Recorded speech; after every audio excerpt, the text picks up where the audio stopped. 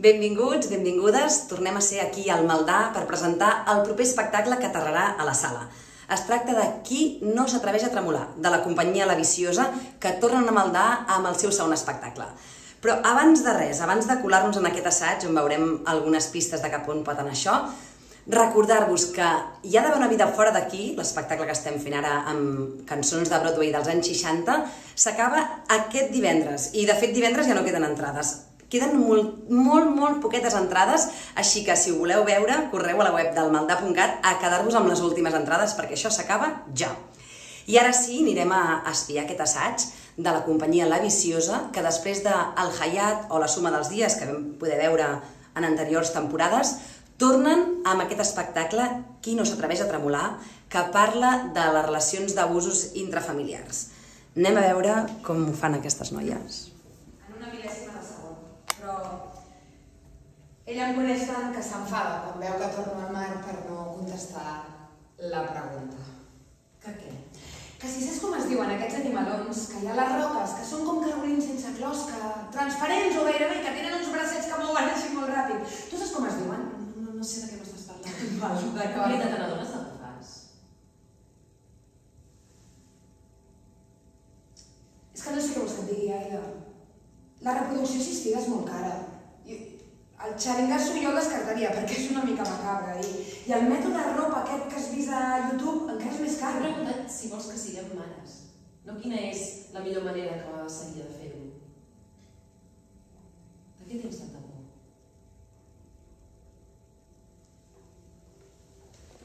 Vale, i fins aquí? Doncs acabem de veure dues de les actrius, la Manar Taljo i la Bàrbara Roig, que juntament amb la Carmela Poch formen el repartiment d'aquest espectacle. Hem vist una escena d'una parella que estan reflexionant sobre si volen ser mares i sembla que el teu personatge sí que vol ser mare i en canvi el teu, la Rita, que és una mica l'eix vertebrador, té dubtes i tot això ve una mica de l'herència familiar que té aquest personatge, no, Manar? Sí, de fet jo crec que el meu personatge se n'adona una mica de tot això, li comença a despertar tots aquests dubtes arrel que amb l'Aida decideixen o comença a sortir el tema sobre la taula de que volen ser mares.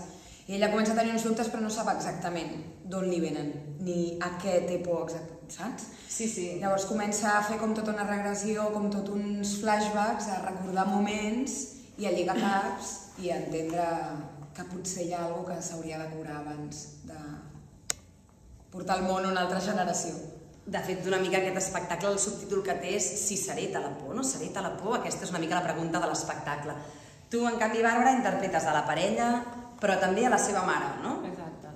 Que ve arrossegant potser també aquesta herència familiar. Sí, de fet és com bonic a nivell per part meva d'interpretació perquè crec que és com els dos punts que amb ella li qüestiona moltes coses, perquè per una banda la mare és qui li ha portat totes aquestes pors, no? Aquesta herència i que ella no sap ben bé què passa i en canvi l'Aida, que és la parella, és una mica la llum, no? Les ganes de fer, d'estimar d'una altra manera, de ser més carinyosa, això, de poder crear una família una mica més amb l'amor i el respecte, i llavors jo crec que això amb ella a la Rita la fa estar totalment tiqui-tic, cap aquí, cap allà, cap aquí, cap allà, no? Llavors, els personatges de la mare i la nòvia de la Rita són oposats, no?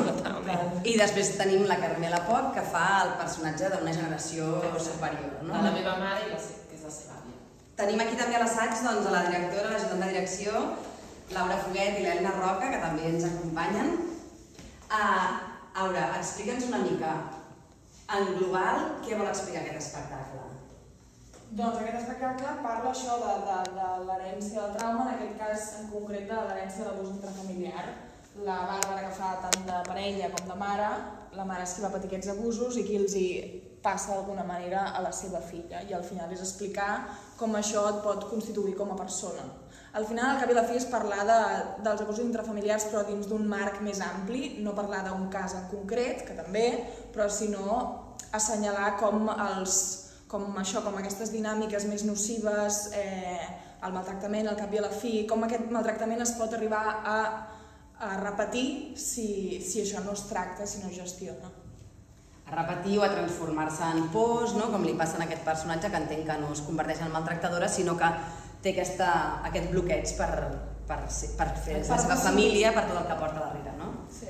I, Elna, com ho feu per posar en escena tot això? És a dir, utilitzeu recursos molt diferents, no em sembla? Sí, o sigui, hi ha un equip molt gran darrere perquè hi ha el text de Laura, però després també hi ha moviment, hi ha so, hi ha tota l'escenografia, o sigui, l'escenografia és de la Paula Font, el moviment ens ha ajudat a construir, a veure que hi ha trossos que són de dansa pròpiament dita i trossos més de moviment, i ens ha ajudat la Lucía Torres, i després hi ha tot un espai sonor que ajuda també molt a entendre la història, a entendre aquests flashbacks i a posar molt de rellevància a aquests moments més de tensió, més d'ansietat que viu el personatge de la Rita, que ho han fet les Olivia Music, que són la Isabel Arcs i la Clàudia Balletbo.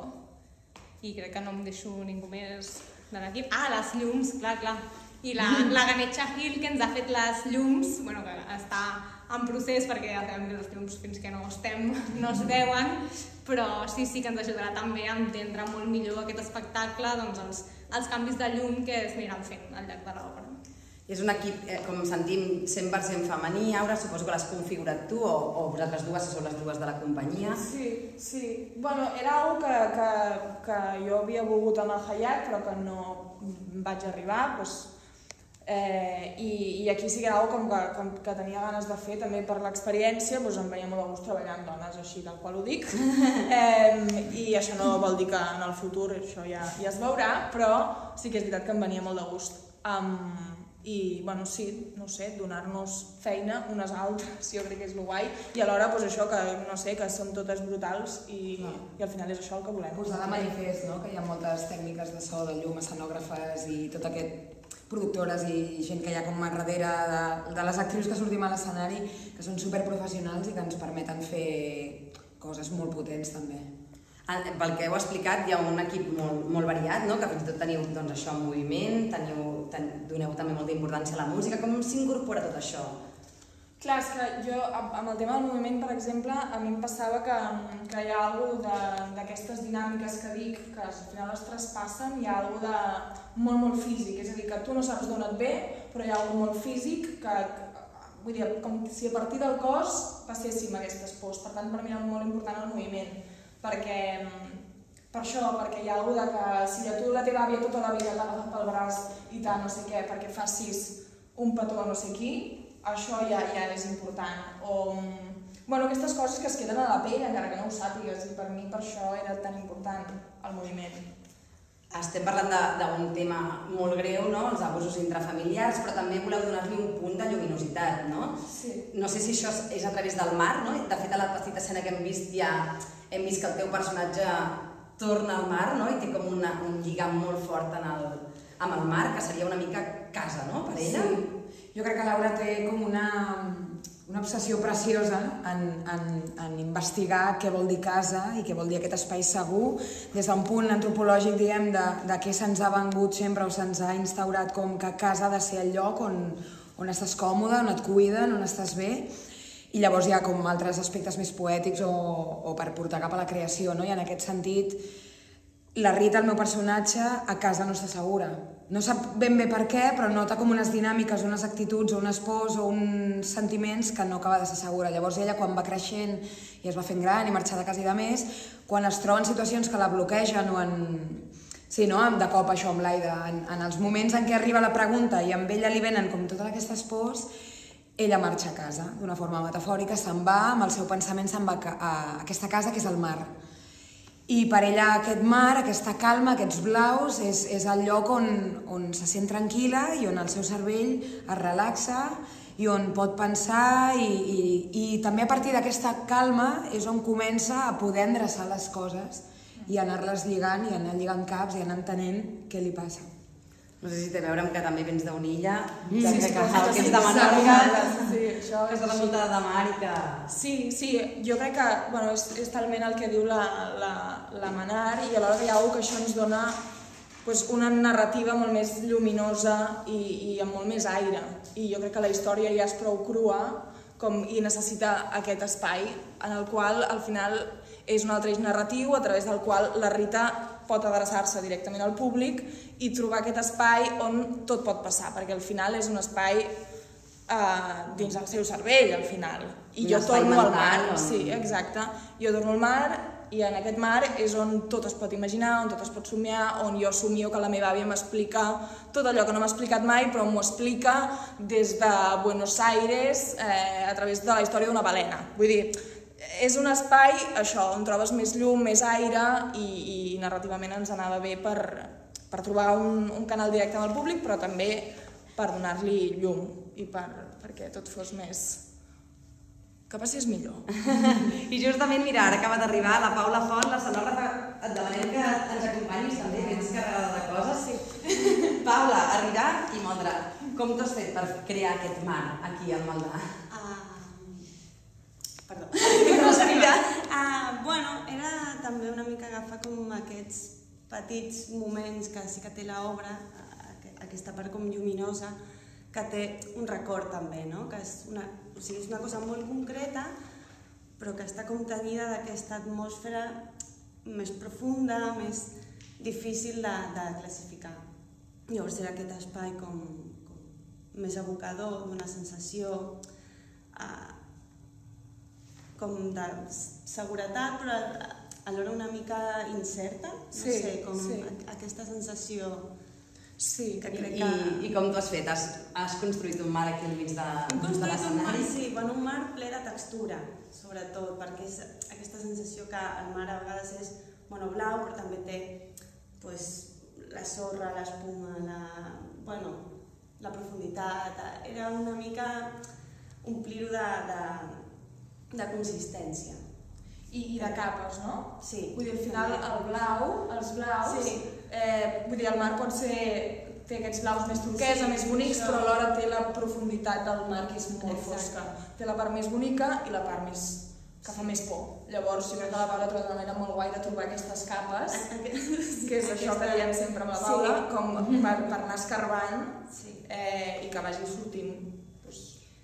El que hagi de sortir que està com en el fons, que està més remogut, també era trobar com aquest llenguatge de no anar-nos molt tan oníric, però sí trobar...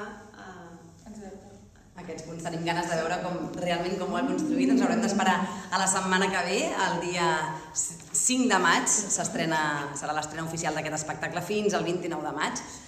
Després del Hayat i la Suma dels Dies, la Viciosa seguiu treballant amb el teatre social, no? Aquella obra parlava dels refugiats a partir de l'experiència que havíeu tingut a un camp de refugiats.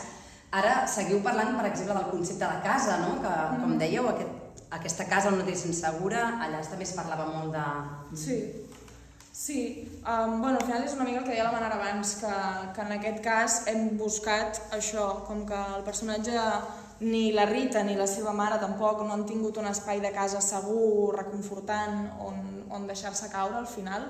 A part que la Rita l'acaba trobant amb la seva parella, l'Aida, doncs això, necessitem un espai on ella pogués tornar, no? Tu tornes a casa per trobar-te segura, perquè et cuidin, perquè tal, com que no el té, aquest espai no existeix, se'n busca un altre, i en lloc de tornar a casa, torna al mar.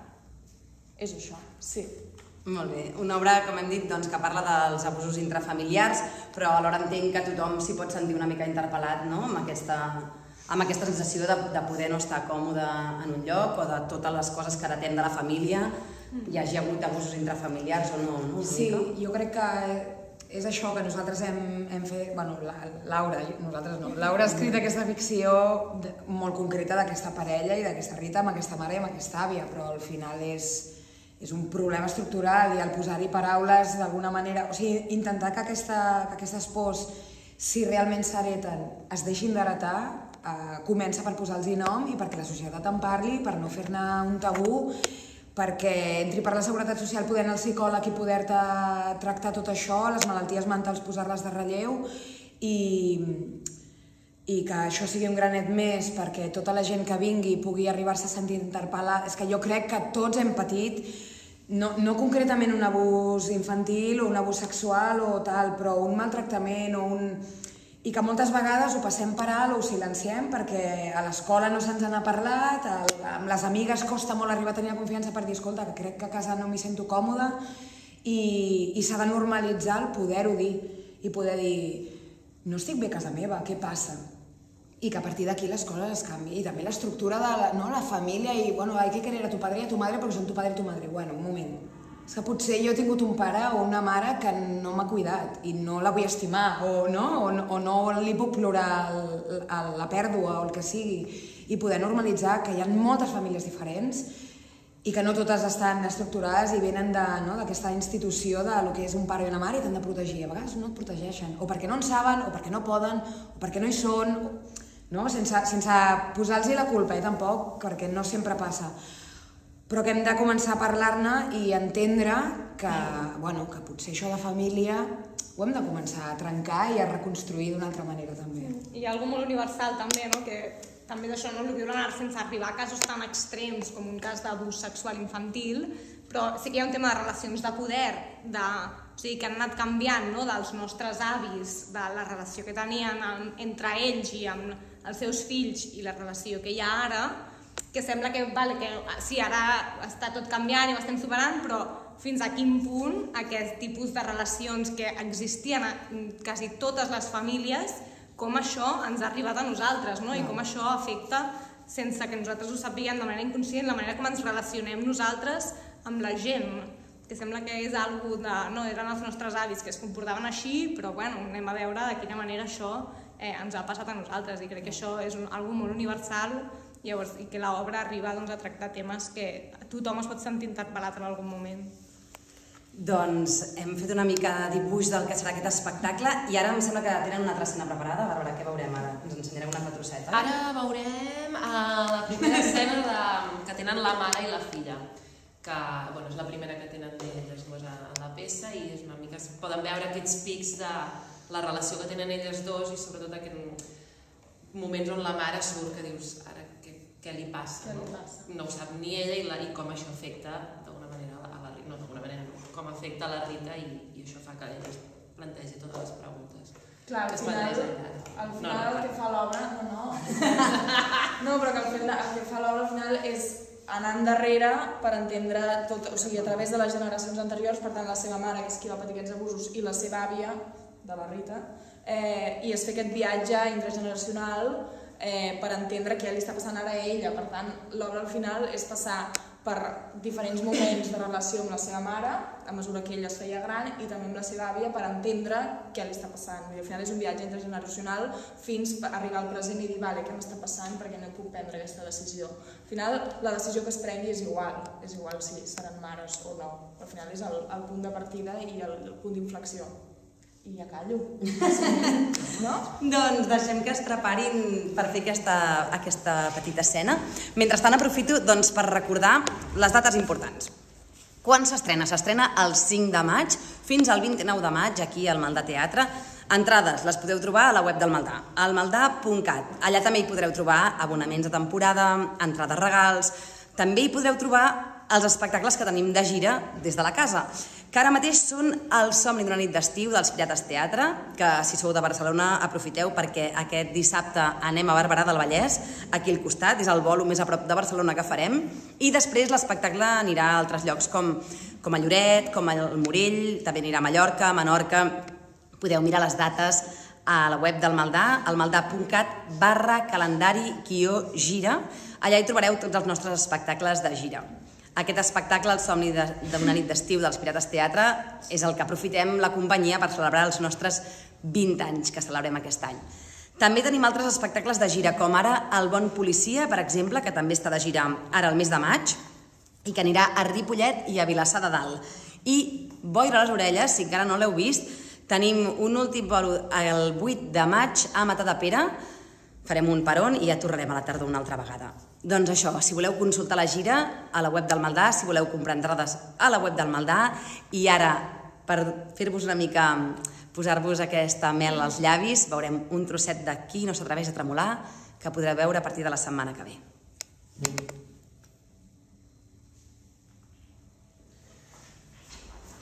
Que t'ha vingut a buscar l'avi a l'escola? Sí. Ah, has vingut amb ell? Sí. Però que no t'havia d'haver buscat un pare. Sí, el papa ha vingut també.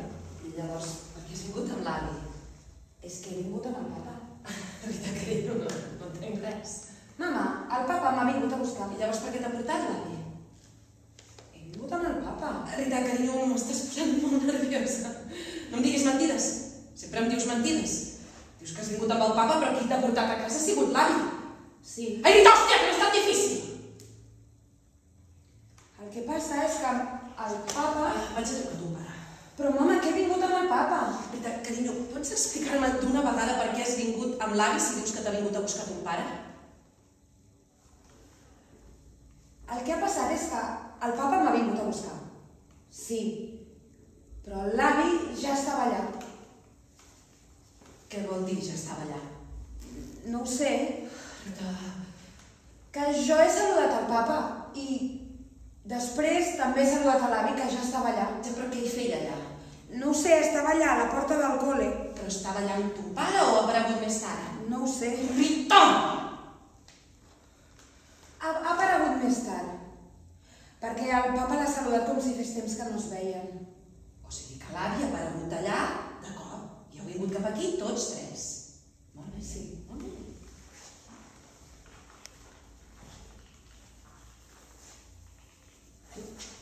Hi ha alguna cosa que no m'estàs explicant, Rita.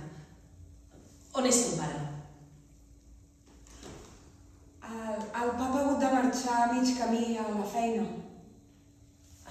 Rita, carinyo, a veure, si no m'expliques bé les coses com vols que les entengui. A veure, per quins carrers heu passat amb l'avi? Us heu aturat al lloc? Heu passat per casa dels avis? Sí. Ai, sí, ja, Rita, hòstia! Espavila, cada vegada sembles tonta. Tens 7 anys, no 2. Hem passat pel carrer Gran on hi ha el súper, per la plaça i pel nostre carrer. Llavors heu passat per casa els avis. Sí. I l'àvia? No hi era.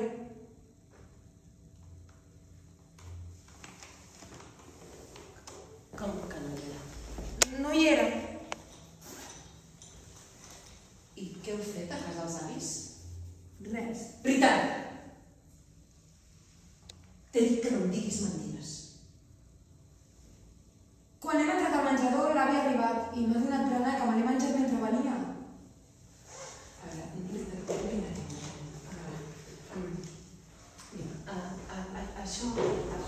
Això passa sovint? El què? Doncs això, que vingui l'avi a buscar-te sense avisar i et porti aquí cap a casa sense ton pare. Mira, ton pare. Passa sovint o no? No ho sé. On ets? Molt bé. I no has anat a buscar la Rita a l'escola? Que és el mateix que no anar-hi. Què ha portat la Rita a casa? Doncs ja està. Ja m'ho explicat la nena. Però és que no pots aprofitar que ve el meu pare per arribar més aviat a la feina. El meu pare no té per què anar a buscar la nena a l'escola. M'explico? Sí, que sempre excuses. Et tocava a tu. Ja, doncs no em sembla. És que no pots desfer-te de la teva responsabilitat així com així. Si no pots anar, doncs m'ho dius i ja hi vaig